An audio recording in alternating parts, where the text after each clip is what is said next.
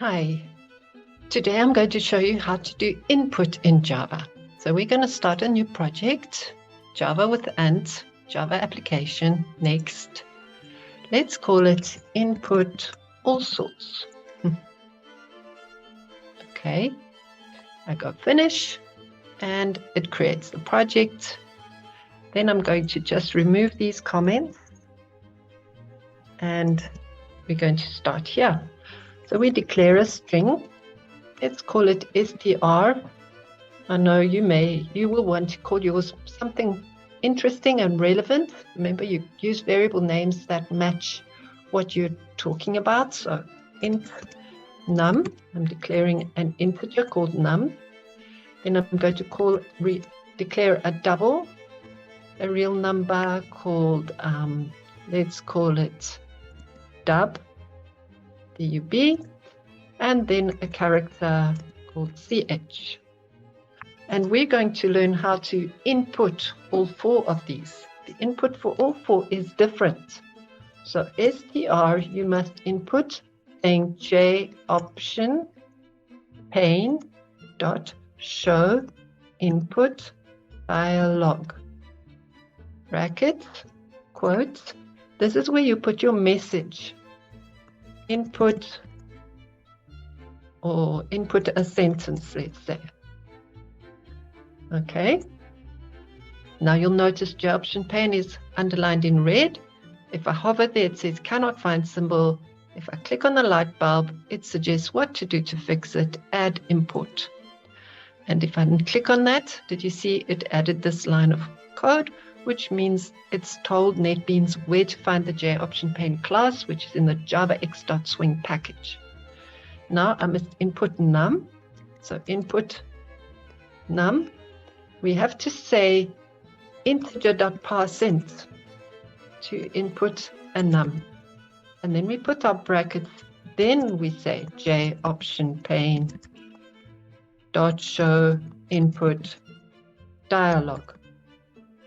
Brackets, quotes, and then your message, input let's say an integer. Next, we need to input a double. It's called dub equals double dot parse double brackets j option pane dot show input dialog. Brackets, quote, input a real number. A real number is a number with decimals. It doesn't have to have decimals, but it can, okay? Then we input the character. We're going to use j option pane dot show input dialog like that. J option pane dot show input dialog. Brackets, quotes, input one character. Okay, now can you see that that's underlined in red? Even though I've finished the line, I've put my semicolon, and the reason is that I'm trying to store what is on the right is a string, but on the left, I've got a character. A character can only store one little character, one letter or number. Okay, so I've got to take that string and extract the first character. So I'm going to say dot char at and put a bracket and 0. The 0th character is the first character in the string, and this is going to extract the character. Right? And so here you've got an example of how to input all four of these different types of variables, which are the most common that we use. And if I run it, you'll see how it looks.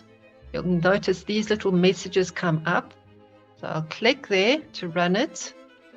It will say input a sentence. I can just input anything. Input an integer, 45. Input a real number, 3.54, whatever. And input one character. Let's just input a capital T.